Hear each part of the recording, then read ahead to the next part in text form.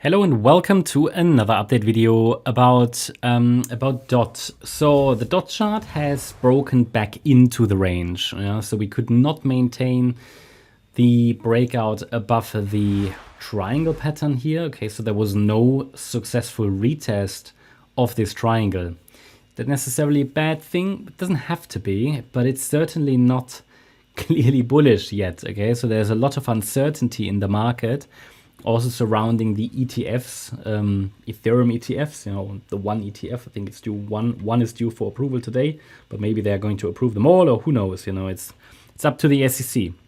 But lots of uncertainty in the market, and the market is still moving sideways. Someone asked me earlier today, what can I make of this from an Elliott Wave point of view? And really, the chart hasn't changed. I mean, yeah, the microstructure has shifted a little bit, but we haven't taken out a previous swing low.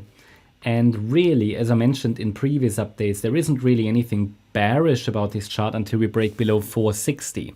So that's really when the overall structure breaks and changes. Until then, we could easily get one more low in the current wave 2 correction, but it might be complete. Okay, so it's from an objective point of view, this looks much more like a bear flag, which could give us one more low. But we all know too well those instances when cryptocurrencies have started to rally from very, very ugly structures and foundations. They're often rallying from very shaky foundations. And you can see here all this overlap that we can see here on the DOT chart. This wave 1 to the upside, I mean, that would be from a bullish point of view, what we need to see. Wave 1 to the upside, finished in 3 waves. Wave 2 pullback. Yeah, this can't be a third wave because it's far too short. Okay, it's not strong enough for a third wave. So this third can't be here. There are certain guidelines.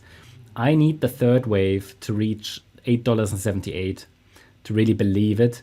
So because it could be a diagonal, this could be the A wave of the third wave. Now it is obviously very, very much a constructed wave count. It is all based a little bit on hopium. But I make that very clear. This yellow count is a hopium count. It's very speculative until we finally get these 5 waves. And the break above the purple trend line made it a plausible scenario. Unfortunately, it's broken back into the range. But hasn't taken out a previous swing low. That technically leaves the door open for higher prices in the yellow count. I've added a support region for the current pullback based on the assumption, the speculative assumption, it's basically a speculation, that this is a B wave pullback in wave 3. And the support area is defined between $7.07 and $6.40.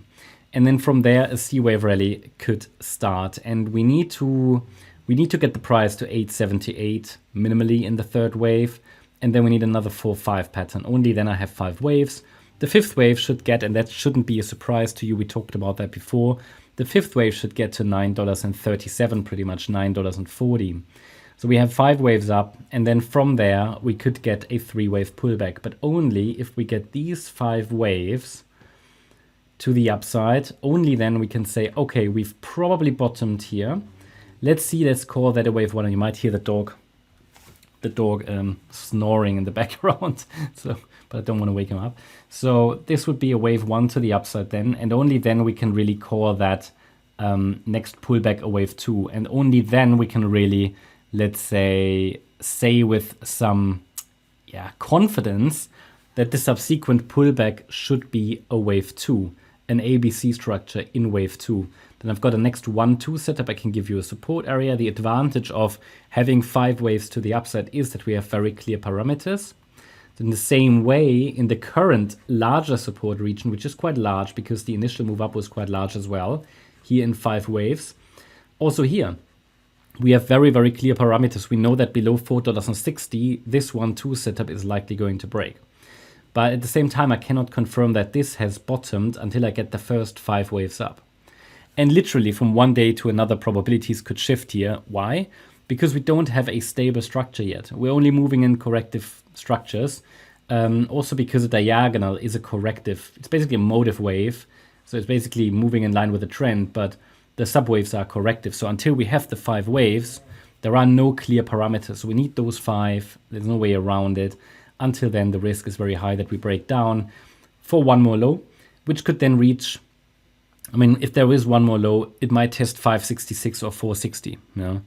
So it's very weak. Doesn't really give me, at least it's holding at the moment way above the 460 level.